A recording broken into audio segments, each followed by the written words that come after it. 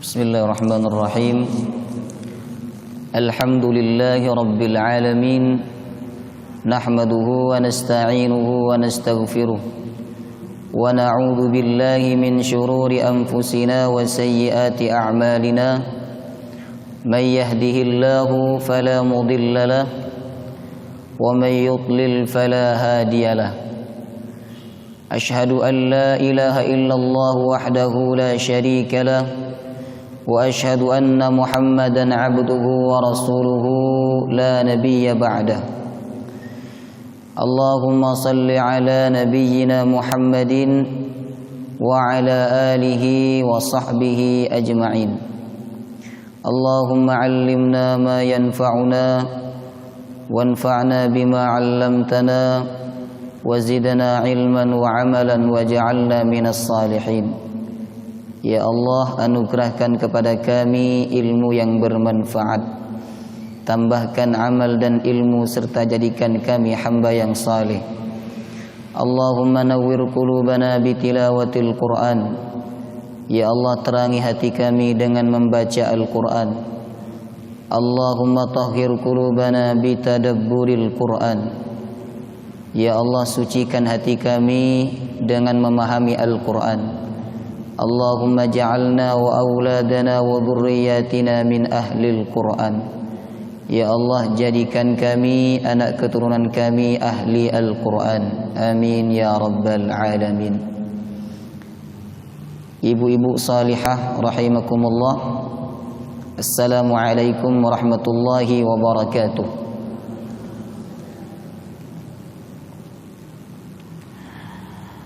Alhamdulillah, kita memuji dan bersyukur kepada Allah, Tuhan yang maha mulia, Tuhan yang maha berkuasa, Tuhan yang maha berkehendak. Wa iyamsaskallahu biturrin fala kashifa lahu illahu wa iyuridka bi khairin fala radda li fadli. Jika Allah berkehendak untuk mendatangkan bahaya pada kehidupan engkau, maka tidak ada seorang pun yang mampu menolak bahaya itu untuk sampai kepada engkau. Wa iyuridka bi khairin fala radda li fadli. Dan jika Allah berkehendak untuk mendatangkan kebaikan, maka tidak ada seorang pun yang mampu menolak kebaikan itu untuk sampai kepada engkau. Alhamdulillah, kita berterima kasih kepada Allah. Pagi hari ini kita dipilih oleh Allah untuk mendapatkan banyak kebaikan. Dengan dipilihnya kita datang duduk di majelis yang sangat mulia, majelis yang sangat istimewa, majelis yang sangat sempurna, yakni majelis Al-Quranul Karim. Mari kita kembali mengingat hadis yang mungkin ibu-ibu sudah pernah mendengarnya. Rasulullah bersabda, tidaklah manusia itu berkumpul di masjid membaca Al-Quran dan memahaminya kecuali Allah akan memberikan 4 kemuliaan. Yang pertama, Allah akan turunkan ketenangan. Saya yakin ibu-ibu lebih tenang di masjid baca Quran dibandingkan di rumah. Betul nggih? Kemudian yang kedua, wa nazzalat alaihimur rahmah. Allah Subhanahu wa taala menurunkan rahmat. Kemudian yang ketiga, wa haffat anhumul malaikah. Hidupnya dijaga oleh para malaikat. Hidupnya dijaga oleh malaikat. Dijaga dari sesuatu yang membahayakan, termasuk insyaallah corona. Ibu-ibu, berkahnya ngaji ini insyaallah akan dijaga dari corona insyaallah. Kemudian yang keempat, Allah akan menyebut nama-nama orang yang hadir di hadapan para malaikatnya sebagai bentuk kemuliaan.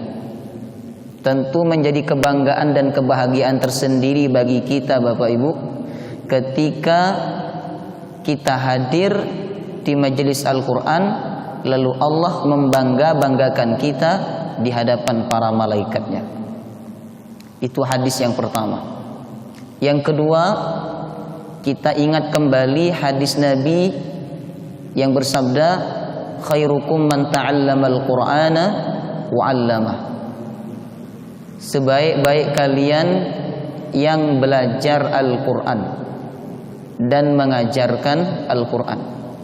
Insyaallah ibu-ibu yang hadir ini hamba-hamba pilihan Allah, karena ibu hadir di sini untuk sesuatu yang mulia, untuk sesuatu yang agung, yakni Al-Quranul Karim. Semoga kebaikan-kebaikan itu kita dapatkan pagi hari ini. Amin ya rabbal alamin.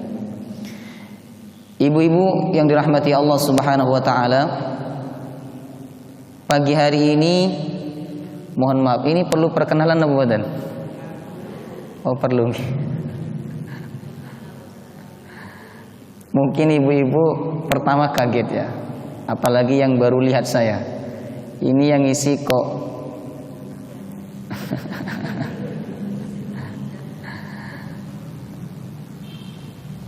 nama Ahmad Rais, asli Kalimantan Barat, di Malang mulai tahun 2013. Status sudah menikah.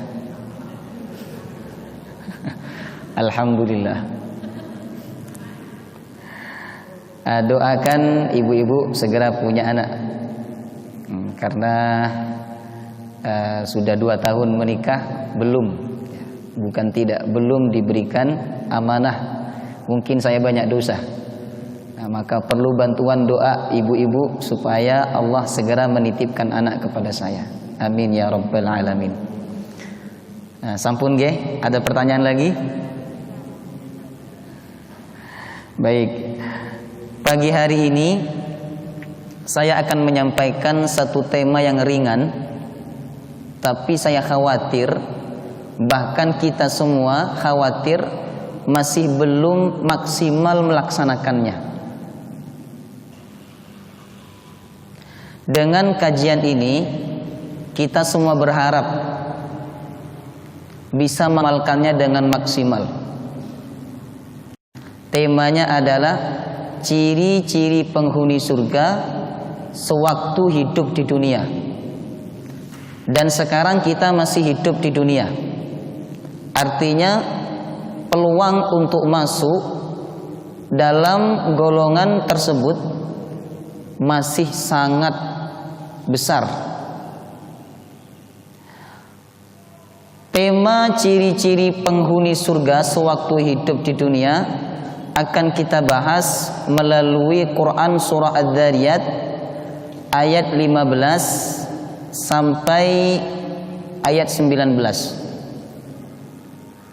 Ayat 15 sampai ayat 19. Yang bawa mushaf silakan dibuka ayat 15 sampai 19. Surat Adz-Dzariyat juz 27. Yang tidak bawa mushaf bisa buka di aplikasi Al-Qur'annya.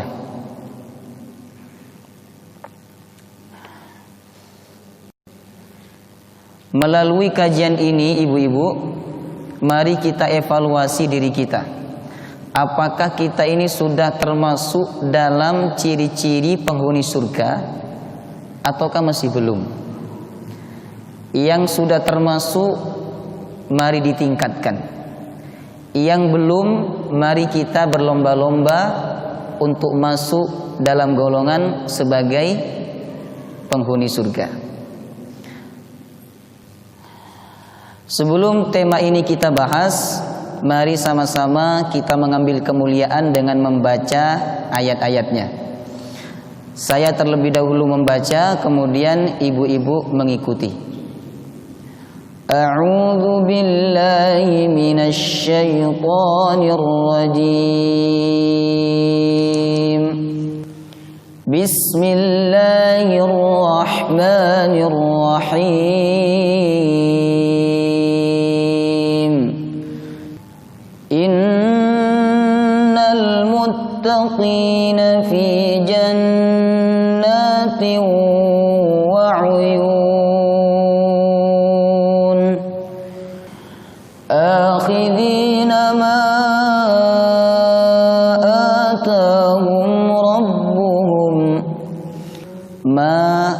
atahum. Ma ini bacaan mad jaiz munfasil. Boleh dibaca satu alif, boleh dibaca dua alif, boleh dibaca dua setengah alif. Boleh dibaca akhidhina ma atahum rabbuhum. Dibaca dua juga boleh. Akhidhina ma atahum rabbuhum, atau dua setengah. Akhidhina ma atahum rabbuhum, sama-sama. Akhidhina ma atahum rabbuhum innahum kanu qabla dhalika muhsinin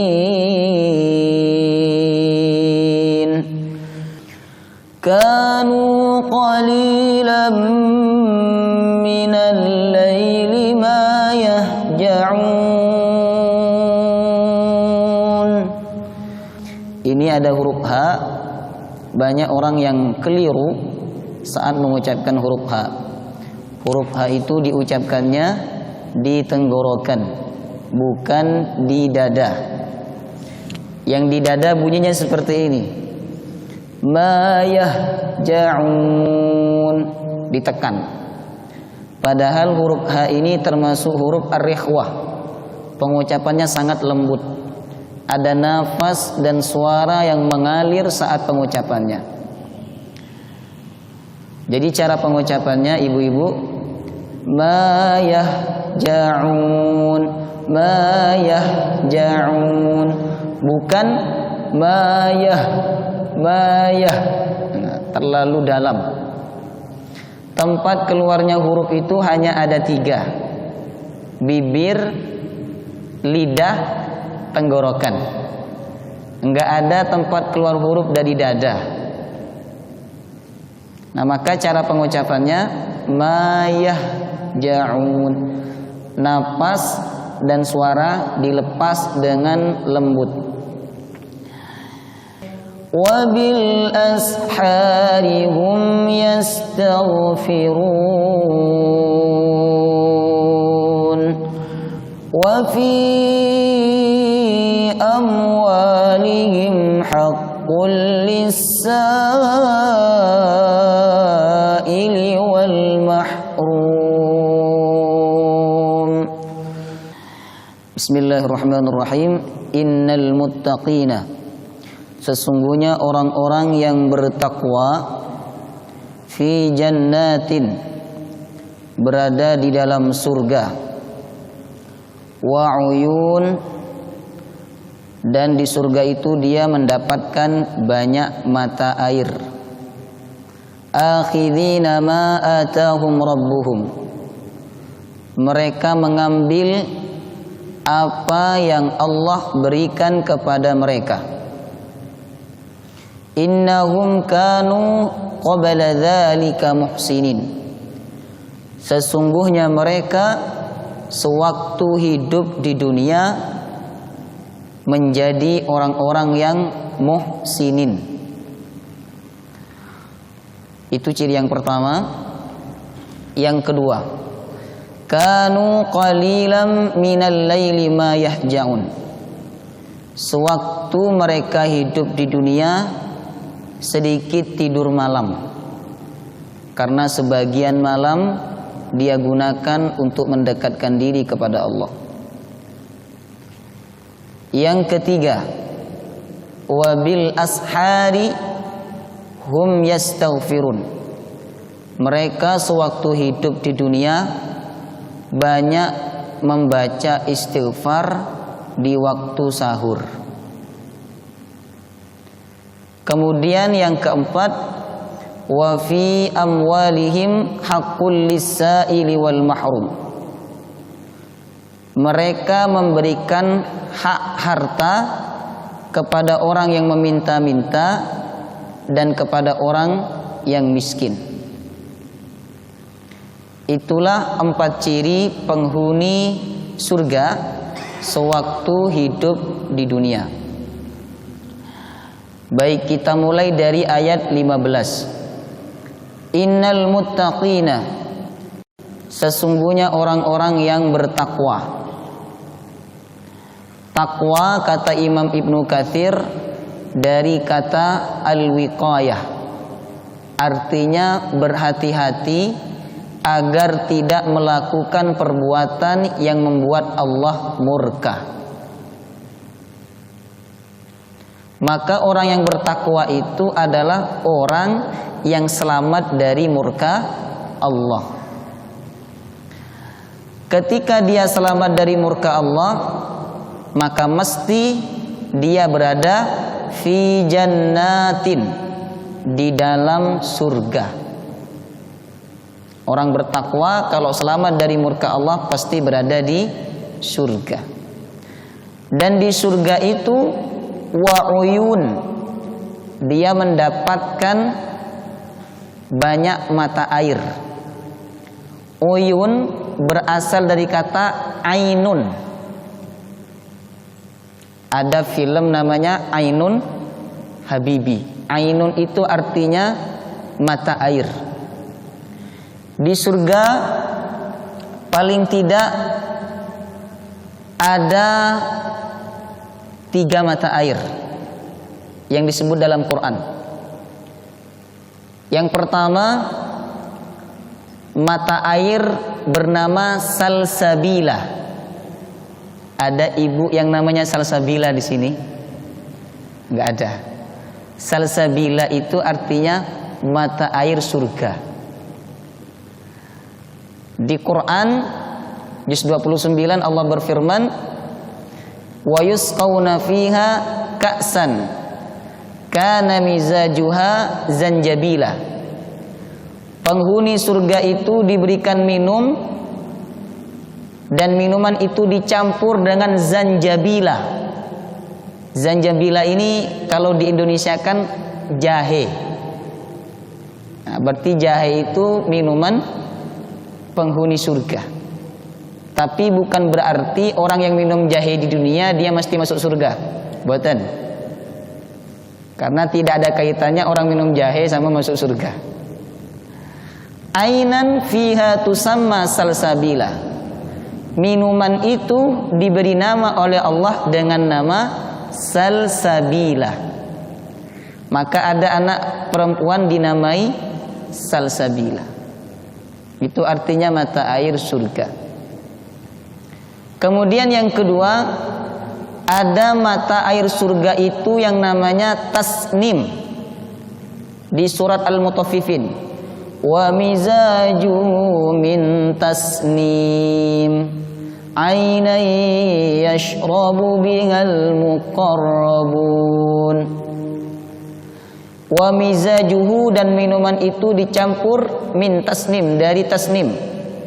Tasnim itu apa? Ainan, mata air yang akan diminum oleh orang-orang yang dekat kepada Allah Subhanahu wa ta'ala.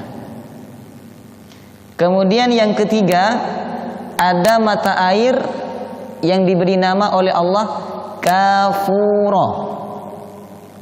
Kalau bahasa Indonesia kafur itu apa?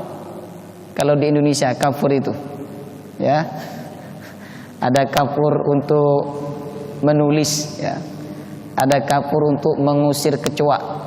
Ya. Kalau dalam bahasa Quran, kafur artinya nama mata air surga. Aina yashrabu biha ibadullah. Kafur itu akan diminum oleh orang-orang yang dekat kepada Allah Subhanahu wa ta'ala. Jadi ada berapa tadi ibu-ibu? Ada 3. Yang pertama nopo? Salsabila. Yang kedua tasnim. Yang ketiga, kalau sungainya di surga itu ada 4. Sungainya ada 4. Yang pertama sungai yang isinya air tawar. Air tawar. Fiha anharum mimma'in ghairi asin. Di dalam surga itu ada sungai dari air tawar. Yang kedua wa anharum min labanin. Ada sungai yang isinya air susu. Sungai susu. Ada enggak di dunia sungai susu? Tidak ada. Adanya di surga. Kemudian yang ketiga wa anharum min asalin. Ada sungai yang isinya madu. Nah, nanti di surga itu ada sungai madu. Yang keempat ini istimewa. Wa anharum min khamrin ladzatil lisyaribin. Ada sungai yang isinya air khamr. Isinya khamr. Dan itu nikmat bagi orang-orang yang meminumnya. Ada 4 tadi. Yang pertama tawar, enggak asin, enggak manis, ya. Yang kedua susu. Yang ketiga madu. Yang keempat khamr. Nah, kalau ibu masuk surga, pilih yang mana? Hah? Madu di dunia sudah ada, tapi rasanya beda. Kalau saya pilih khamr, karena di dunia belum pernah minum khamr. Semoga kita semua dipilih oleh Allah menjadi penghuni surga. Amin ya rabbal alamin. Bahkan dikatakan dalam sebuah hadis yang diriwayatkan oleh sahabat oleh Imam Muslim, innalakum antasihhu fala tasqamu abadan. Sesungguhnya kalian di surga itu selalu sehat. Fala tasqamu abadan. Maka kalian tidak pernah sakit. Enggak ada di surga itu orang kena corona, itu enggak ada. Ngoten. Di surga semua manusia sehat. Tidak pernah sakit. Kemudian yang kedua, wa innalakum an tahyau fala tamutu abadan. Sesungguhnya kalian di surga itu selalu hidup, maka kalian tidak akan mati selama-lamanya. Maka kehidupan abadi itu bukan di dunia. Kehidupan abadi itu di akhirat. Kemudian yang ketiga, wa inna lakum antashibbu fala tahramu abadan. Sesungguhnya kalian di surga itu selalu muda, selalu gadis kalau perempuan. Kalau laki-laki selalu remaja. Fala tahramu abadan, maka kalian tidak akan tua selama-lamanya. Jadi ibu-ibu kalau pengen kembali muda, segera pulang masuk surga. Allah akan kembalikan menjadi muda. Kalau di dunia ini memang tempat perubahan. Awalnya kecil, besar, terus awalnya cantik, kemudian menjadi keriput dan seterusnya. Itu dunia. Nah, tapi kalau di surga tidak ada kecuali Allah akan menjadikan seluruh penghuninya menjadi muda. Kemudian wa inna lakum an tan'amu fala tab'asu abadan. Di surga kalian akan selalu mendapatkan nikmat. Maka kalian di surga tidak akan susah. Kalau di dunia kita kadang senang, kadang susah. Kadang tertawa, kadang menangis. Itu dunia, wajar. Kalau di surga enggak ada orang kesusahan. Karena semua mendapatkan nikmat dari Allah Subhanahu wa taala.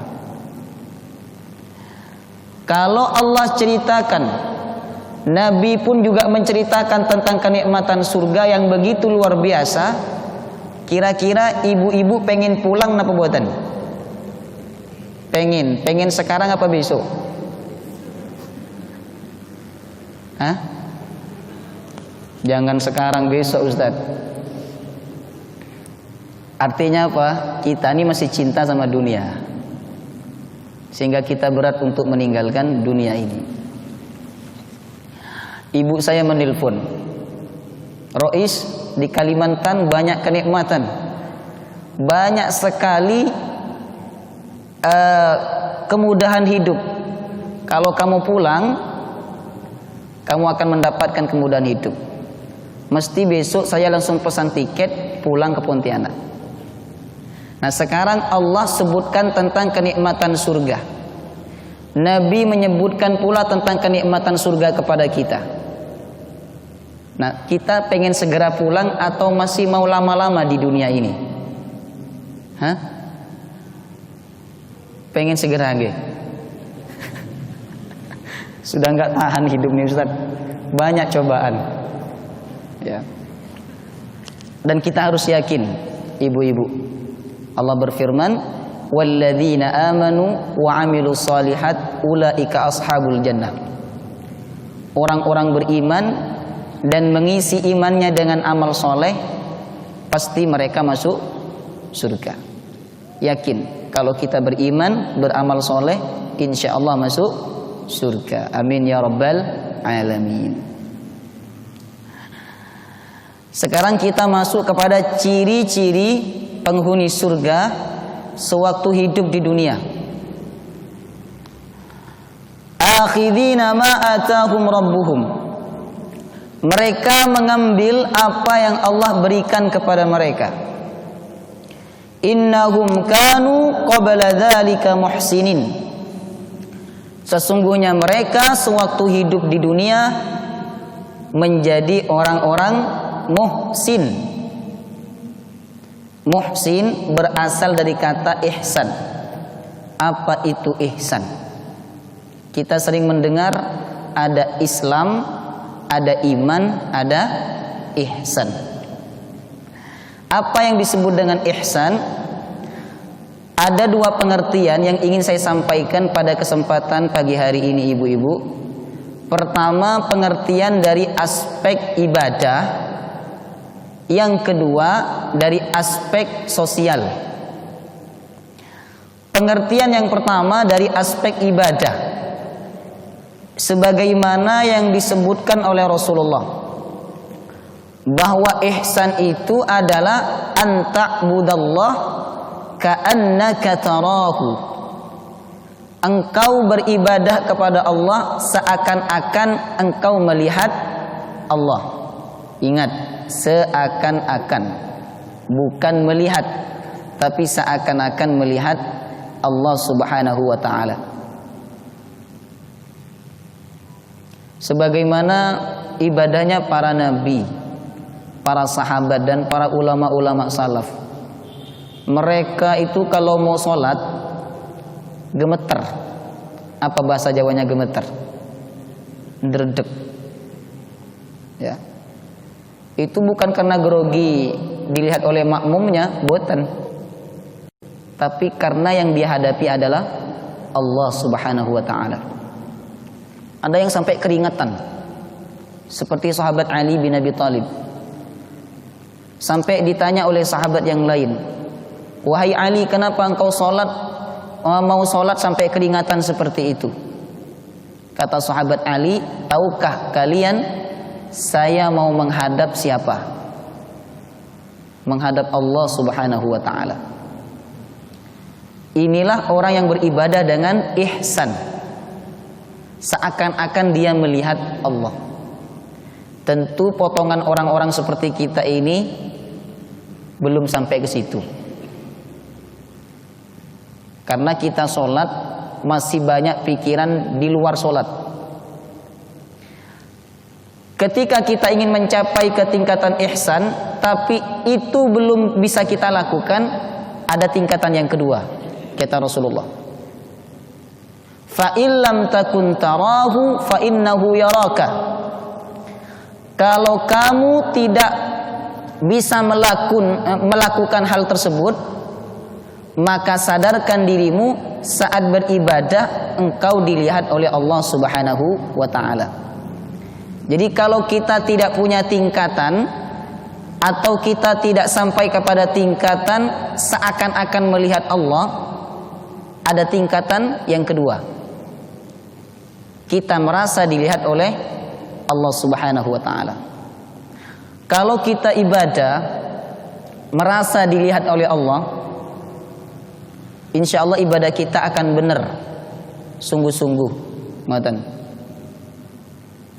Ada seorang karyawan, dia kerja, dilihat sama bosnya, itu kerjanya sungguh-sungguh apa badan? Sungguh-sungguh. Makanya ibu-ibu, kenapa kalimat itu menggunakan kah dalam kalimat iyyaka na'budu wa iyyaka nasta'in? Hanya kepadamu ya Allah kami beribadah, dan hanya kepadamu ya Allah kami meminta pertolongan. Kalau kamu itu orangnya jauh atau dekat? Dekat. Artinya apa? Ketika kita sholat, Allah ingin kita menghadirkan perasaan kita sedang dilihat oleh Allah Subhanahu wa ta'ala. Itulah yang disebut dengan ihsan. Maka siapa yang melakukan ibadah seperti itu, dia termasuk golongan dalam ayat ini.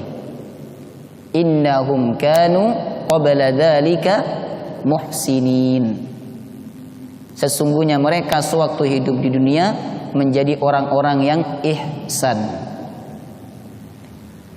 Pengertian yang kedua dari aspek sosial, ihsan itu adalah berbuat baik kepada orang yang jahat atau berbuat lebih baik kepada orang yang baik.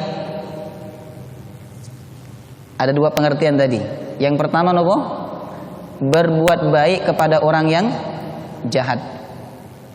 Yang kedua, berbuat lebih baik kepada orang yang baik. Yang pertama, berbuat baik kepada orang yang jahat. Ini tidak mudah. Ada orang mencaci maki ibu, mengambil hak ibu, menjelek-jelekkan nama panjenengan, tapi kita tetap berbuat baik kepada dia, memaafkan perbuatan dia, itu disebut dengan ihsan, dan pelakunya dijanjikan surga oleh Allah Subhanahu wa ta'ala. Bisa napa badan? Insyaallah bisa nggih.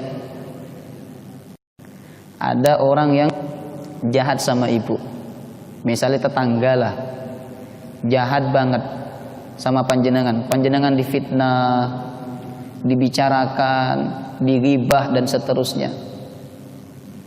Tapi panjenengan tetap baik kepada dia. Itu ibu-ibu telah melakukan perbuatan ihsan, yang pelakunya nanti dijanjikan surga oleh Allah Subhanahu wa ta'ala. Sebenarnya ketika kita dijahatin, dizolimin sama orang, kita diberikan 3 pilihan itu. Pertama, kita membalas. Apa boleh Ustadz membalas? Balas dendam. Kalau balas dendam tidak boleh, tapi membalas keburukan itu boleh. Misal ada orang yang menjewer kita, itu boleh kita balas jewer juga, tapi jangan ditempeleng. Hanya boleh dibalas sesuai kejelekannya. Ini sebagaimana firman Allah, wa in 'aqabatum fa'aqibu bimithli ma 'uqibatum bih. Kalau kalian disakiti, fa'uqibu, kalian boleh membalas, bimithli ma 'uqibatum bih, sesuai apa yang dia lakukan kepada kamu. Wala in sabartum lahuwa khairul lissabirin. Tapi jika kamu sabar, itu lebih baik. Nah, Berarti ayat ini mengatakan boleh kita membalas kejelekan yang serupa. Paham ya? Yang kedua, kita tidak membalas, tapi kita sabar. Yang pertama tadi kita membalas, puas kan? Hati merasa puas, tapi kita nggak dapat apa-apa. Nah, yang kedua sabar. Kita tidak membalas, ya. Dia mengejek kita, kita tidak membalas ejekan kepada dia, tapi kita sabar.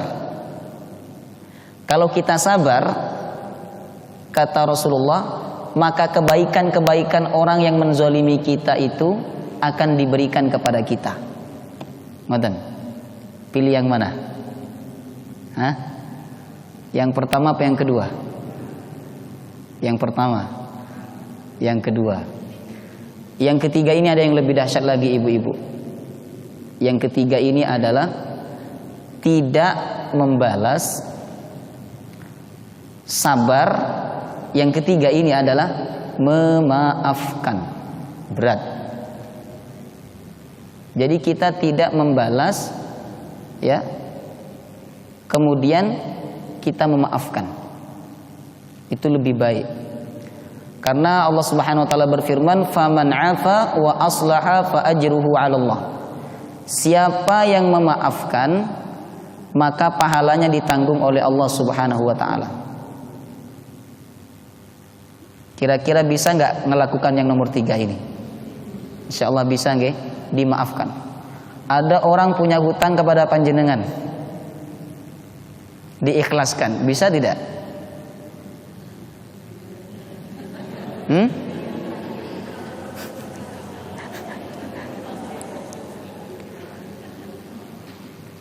Katanya mau pilih yang ketiga.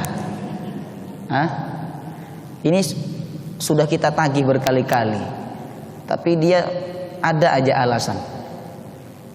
Kemudian panjenengan memutuskan, sudah, saya ikhlaskan, saya maafkan. Bisa? Kalau hutangnya 10 juta, insya Allah bisa ya. Yang bilang bisa, alhamdulillah. Yang masih nunduk-nunduk gini, ya. Berat, karena kita cinta sama dunia.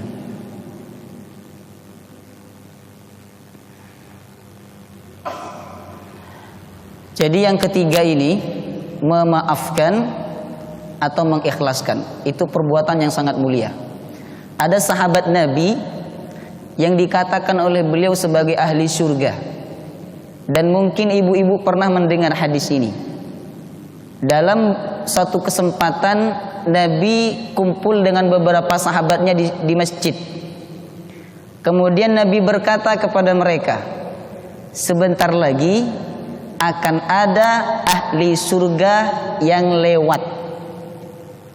Sahabat-sahabat lain bertanya-tanya, kira-kira siapa yang dikatakan ahli surga itu?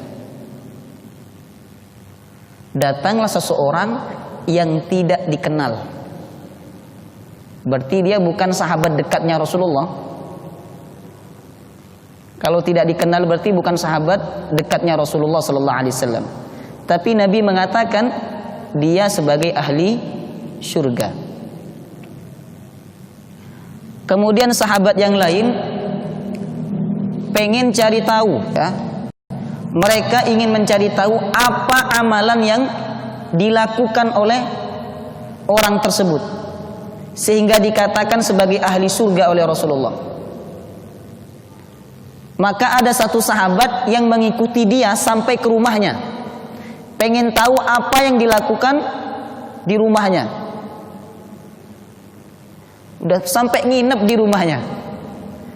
Ini semangatnya sahabat ya, untuk masuk surga luar biasa. Jadi mereka irinya itu urusan akhirat. Kalau kita beda, irinya kita ini kebanyakan urusan dunia. Ada teman beli kerudung bagus banget, ditanya itu, kamu beli kerudung di mana? Pengen. Tapi kalau ada temannya hafal Quran, tidak pernah ditanya, Kamu kok bisa hafal Quran? Bagaimana caranya hafal Quran? Dan seterusnya. Nah, sahabat ini ingin tahu apa amalan yang dia lakukan sehingga dikatakan sebagai ahli surga oleh Rasulullah. Sampai nginep di rumahnya. Keesokan harinya, sahabat itu bertanya, sepertinya ibadah kamu ini sama saja dengan saya. Waktunya sholat malam ya sholat malam, waktunya sholat wajib ya sholat wajib. Ngoten. Tapi kenapa kamu dikatakan sebagai ahli surga oleh Rasulullah? Apa jawaban sahabat itu? Sebelum tidur saya memaafkan seluruh kesalahan orang beriman yang pernah berbuat salah kepada saya. Paham nggih? Ini kita praktekkan ibu-ibu. Ngaji itu puncaknya praktek, bukan hanya sekedar wawasan, praktek. Nah, sebelum tidur kita berkata, ya Allah, orang yang pernah membicarakan kejelekan saya maafkan. Kalau ada orang beriman pernah mencaci maki saya maafkan. Kalau ada orang beriman yang pernah punya hutang kepada saya, dia tidak bayar, bahkan saya lupa sudah, saya maafkan. Bisa nggih? Sebelum tidur. Ya Allah, kemarin ada orang yang mencaci maki saya maafkan. Saya ikhlas ya Allah. Ya Allah, kapan hari ada orang yang berhutang kepada saya, sudah saya tagih berkali-kali, tapi dia tidak bayar. Ya Allah, saya ikhlaskan. Maka ibu insya Allah mendapatkan posisi sebagaimana posisi sahabat yang dikatakan oleh Rasulullah sebagai ahli surga. Itulah perbuatan ihsan. Berbuat baik kepada orang yang jahat. Memang tidak mudah ibu-ibu, tapi bisa kita lakukan. Makanya dalam Quran Allah mencintai orang-orang yang berbuat ihsan itu disebutnya 5 kali. Allah sebut 5 kali. Allah banyak mencintai orang dalam Al-Quran itu banyak. Allah mencintai orang yang bertaubat. Innallaha yuhibbut tawwabina wa yuhibbul mutatahhirin. Innallaha yuhibbus sabirin. Tapi untuk orang-orang yang berbuat ihsan, Allah nyatakan cintanya sebanyak berapa kali? 5 kali. Kalau Allah cinta, maka cinta itu akan Allah umumkan kepada para malaikat. Wahai malaikat-malaikatku, aku cinta kepada hamba ini, maka cintalah kalian kepadanya. Itu perbedaan cintanya Allah dengan manusia. Kalau manusia, ada orang cinta kepada kita, mungkin hanya dia saja yang cinta. Tapi ketika Allah cinta kepada kita, maka Allah mengajak para malaikatnya untuk ikut mencintai hamba tersebut. Maka salah satu cara untuk meraih cinta Allah adalah kita bersungguh-sungguh menjadi orang yang selalu melakukan perbuatan ihsan. Itu makna yang pertama, nopo? Berbuat baik kepada orang yang jahat. Yang kedua, berbuat lebih baik kepada orang yang baik. Kalau ada orang yang berbuat baik kepada kita, kita balas kebaikan yang sama. Itu wajar, namanya balas budi. Tapi ketika ada orang yang berbuat baik kepada kita, kita balas lebih baik. Itulah yang disebut dengan ihsan. Makanya salam itu sunnah dijawab lebih sempurna dari orang yang mengucapkannya. Kalau ada teman kita mengucapkan salam, assalamualaikum, maka kita disunahkan menjawab lebih sempurna. Waalaikumsalam warahmatullahi wabarakatuh. Ketika kita mengucapkan salam demikian, itu kita sedang melakukan perbuatan ihsan. Ada orang memberi sesuatu kepada kita. Bagaimana cara membalasnya Ustadz? Kalau ada orang memberi sesuatu kepada kita, padahal kita tidak minta. Misal memberikan hadiah, kita tidak minta tapi dia berikan kepada kita. Bagaimana cara membalasnya? Kalau kita bisa membalas lebih baik daripada itu, balaslah lebih baik. Tapi kalau kita tidak bisa, minimal kita balas dengan doa. Maka kalau ada orang ngasih sesuatu kepada kita, itu ucapan doanya nopo? Jazakallahu khairan. Buatan terima kasih. Bukan terima kasih ibu-ibu. Terima kasih, buatan. Kalau kita mengucapkan terima kasih, apa kebaikan yang dia dapatkan dari kita? Tidak ada. Kalau kita bilang terima kasih, Masya Allah kamu baik, dia tidak mendapatkan kebaikan apa-apa dari kita. Tapi ketika kita balas dengan doa, jazakallahu khairan, semoga Allah membalasmu dengan kebaikan yang lebih besar, berarti dia mendapatkan kebaikan dari kita. Kebaikan apa? Doa. Paham gak? Jazakallahu khairan. Kalau perempuan, jazakillahu khairan. Kalau bukan laki-laki, bukan perempuan, tidak ada. Sekarang ini banyak seperti itu. Ya. Jazakallah untuk laki-laki, kalau untuk perempuan jazakillah. Kalau banyak, jazakumullahu khairan. Cara menjawabnya wa iyyak. Nah, insyaallah ibu-ibu sudah pernah belajar itu. Yang ingin saya sampaikan adalah bagaimana ketika kita mendapatkan kebaikan dari seseorang, kita juga bisa memberikan kebaikan kepada dia walaupun berbentuk doa. Ketika kita bisa memberikan kebaikan yang lebih baik kepada orang yang berbuat baik kepada kita, maka pelakunya disebut dengan muhsinin. Sebagaimana ayat ini yang dijanjikan surga oleh Allah Subhanahu wa taala. Innahum kanu qabla dzalika muhsinin.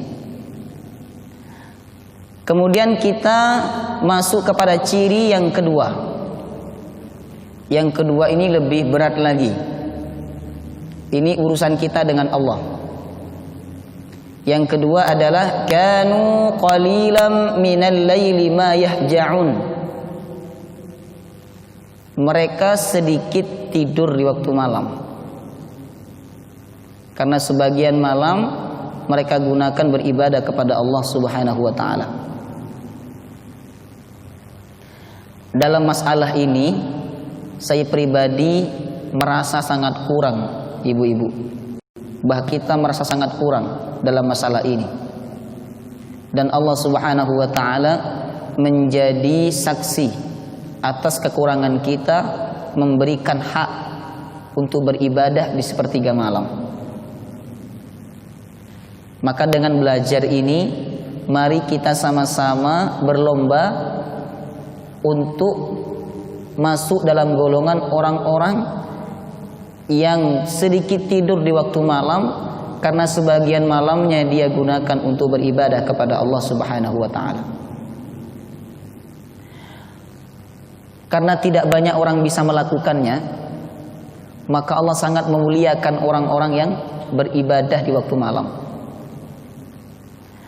Bahkan dikatakan dalam hadis yang sahih, Allah turun ke langit dunia, dalam tanda kutip, Allah turun ke langit dunia, kemudian Allah mencari hambanya. Hal mim mustaghfir fa'aghfirulah. Apakah ada orang yang minta ampun, saya akan ampuni, kata Allah. Allah yang mencari, bukan kita. Allah yang mencari. Apakah ada yang minta ampun? Aku akan ampuni, kata Allah. Hal min taib fa'atubu alaih. Apakah ada yang bertaubat? Aku akan terima taubatnya, kata Allah. Kemudian hal min dhi hajah fa'u'tiya su'lah. Apakah ada yang punya hajat? Aku akan penuhi hajat-hajatnya. Allah yang mencari kita, Bapak Ibu, di waktu sepertiga malam. Apakah kita ada ketika dicari oleh Allah? Ataukah kita tidak ada saat kita dicari oleh Allah Subhanahu wa ta'ala? Ini tentu harus menjadi renungan bagi kita semua, menjadi muhasabah bagi kita semua, sehingga kita termasuk dalam golongan yang dijanjikan surga oleh Allah Subhanahu wa ta'ala. Kanu qalilan minal laili ma yahja'un. Mereka sedikit tidur di waktu malam. Maka Nabi bersabda, afdhalus salata ba'dal fariidhah salatul lail. Salat yang paling utama setelah salat wajib adalah salat malam. Karena salat malam ini pertemuan khusus antara seorang hamba dengan Tuhannya. Kalau raja itu kan punya pertemuan khusus dengan para orang-orang dekatnya. Maka orang yang salat malam, disitulah pertemuan khusus dia dengan Allah Subhanahu wa ta'ala. Karena tidak banyak orang bisa melakukannya. Semoga Allah Subhanahu wa ta'ala memberikan kemudahan kepada kita untuk istiqamah bangun ibadah di sepertiga malam. Amin ya rabbal alamin. Kemudian yang ketiga, wabil asharihum yastaghfirun. Ciri yang ketiga adalah mereka yang banyak istighfar di waktu sahur. Astaghfirullah, astaghfirullah, astaghfirullah, astaghfirullahal azim, astaghfirullahal azim. Mereka yang banyak mengucapkan kalimat ini di waktu sahur, itulah ciri-ciri penghuni surga sewaktu hidup di dunia. Waktu sahur itu waktu menjelang subuh. Kalau subuhnya jam 4, berarti waktu sahurnya jam setengah 4 sampai jam 4 itu. Ada waktu kita bangun sebelum subuh. Misalnya 10 menit kita bangun sebelum subuh. Kita berwudu, kita sholat. Habis sholat jangan lupa banyak baca istighfar. Astaghfirullah, astaghfirullah, astaghfirullah. Sambil membayangkan dosa-dosa kita yang pernah kita lakukan waktu muda dulu. Astaghfirullah ya Allah, astaghfirullah, astaghfirullah, astaghfirullah, astaghfirullah, astaghfirullah, astaghfirullah, astaghfirullah.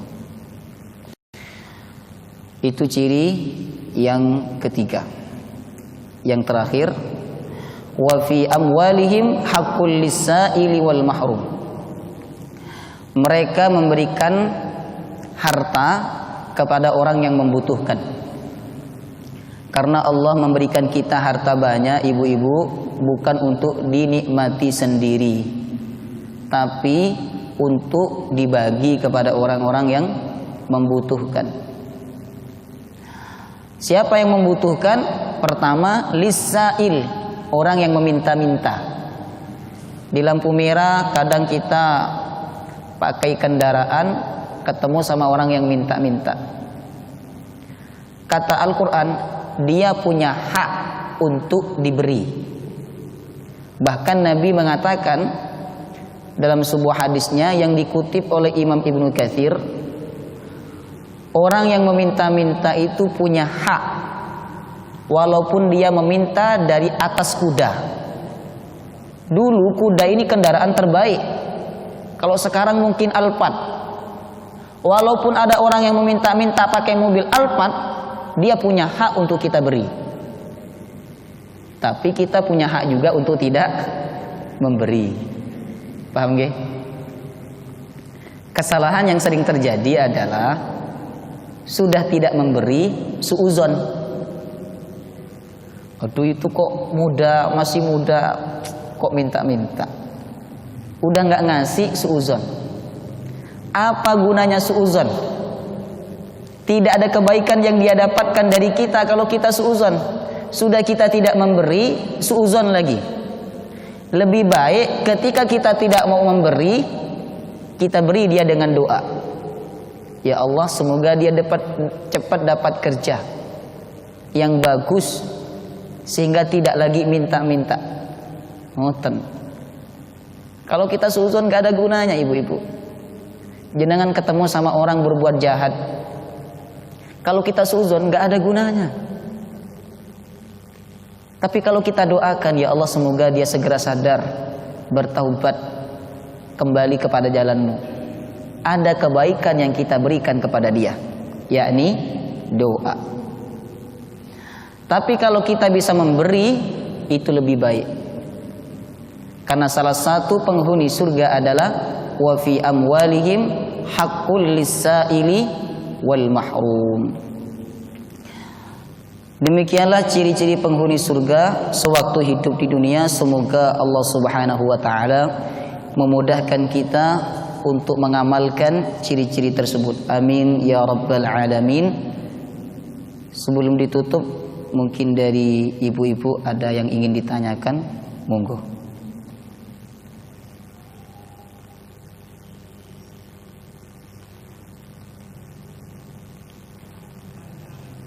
Silakan.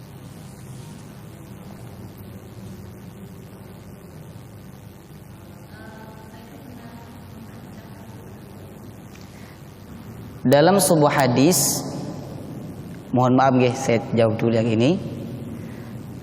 Memang dikatakan bahwa orang yang meminta-minta akan datang pada hari kiamat nanti dengan wajahnya yang berlumuran dengan darah. Nah, hadis itu tegas, tidak boleh meminta-minta ketika yang bersangkutan itu mampu untuk bekerja. Makanya ada sahabat Nabi datang kepada Rasulullah minta makan. Sahabat ini kalau datang kepada Nabi macam-macam mintanya. Ada yang minta nasihat, minta doa, ada yang minta makan. Sama Nabi nggak dikasih. Justru diberi kapak oleh Rasulullah karena Nabi melihat dia masih muda, masih kuat. Nabi memberinya kapak. Kata Rasulullah, ini kapak, kamu cari kayu, kamu jual di pasar, nanti hasilnya buat makan. Itu cara Rasulullah mendidik sahabatnya. Tapi ada juga orang yang minta ke Rasulullah, diberi oleh Rasulullah. Ngoten. Cuman kita tidak seperti itu, ibu-ibu. Artinya ketika ada orang minta kepada kita di lampu merah, kita kasih kapak, nanti kita yang dikapak sama dia. Nah, meminta-minta dalam sebuah hadis memang sangat tegas dilarang. Tapi kita sebagai orang yang diminta, ya, kita boleh memilih memberikan dan tidak memberikan. Hanya saja Nabi berkata dalam hadisnya, orang yang meminta-minta itu dia punya hak untuk diberikan. Dia mampu kok minta-minta, itu urusan dia dengan Allah Subhanahu wa taala. Tapi kita punya dua pilihan, antara memberikannya atau tidak memberikannya. Kalau kita memberikannya, bagus, sedekah. Karena sedekah tidak hanya kepada orang yang miskin, sedekah juga bisa kepada orang yang kaya. Tapi kalau kita tidak memberikannya, pesan saya jangan suuzon. Nah begitu. Wallahu ta'ala a'lam bissawab. Monggo. Salat malam.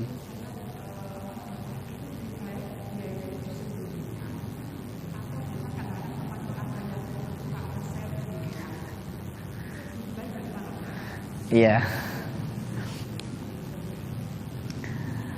Imam Syafi'i berkata, sembunyikanlah kebaikanmu sebagaimana engkau menyembunyikan keburukanmu. Kita sholat malam itu untuk siapa? Untuk Allah, ya. Niatnya karena Allah, untuk membesarkan Allah, bukan membesarkan diri kita. Orang kalau beribadah membesarkan dirinya, dia nggak dapat apa-apa. Sholat malam, kemudian selfie, dikirim ke grup, mari sholat malam. Itu kalau niatnya supaya dia dikatakan sebagai orang yang ahli sholat malam, bisa jadi dia tidak mendapatkan apa-apa dari Allah Subhanahu wa ta'ala. Dalam keterangan hadis yang sahih dikatakan bahwa Allah memanggil orang-orang yang ahli baca Quran. Ini yang hadis yang saya takutkan ini, ibu-ibu. Jadi Allah memanggil orang-orang yang baca Quran. Kata Allah, "Madza amilta?" Apa yang kamu amalkan waktu hidup di dunia? Ya Allah, siang malam saya membaca Quran. Kata Allah, tidak. Kamu membaca Quran bukan karena saya, tapi kamu ingin dikatakan sebagai ahli Al-Quran. Maka Allah perintahkan kepada malaikatnya untuk menyeret dia ke neraka. Ini yang kita takutkan. Maka ibadah itu disimpan, disembunyikan, kecuali kita ingin memberikan motivasi. Tapi harus benar-benar menjaga hati. Jangan sampai gara-gara kita memperlihatkan ibadah kita tujuan untuk memotivasi, tapi ujung-ujungnya kita merasa besar diri. Hati-hati, karena setan tidak pernah kehabisan cara untuk membuat kita rugi di akhirat. Maka lebih baik ibadah itu disembunyikan, ditutupi sebagaimana kita menutupi kejelekan kita. Ada pertanyaan yang lain? Silakan ibu-ibu. Silakan.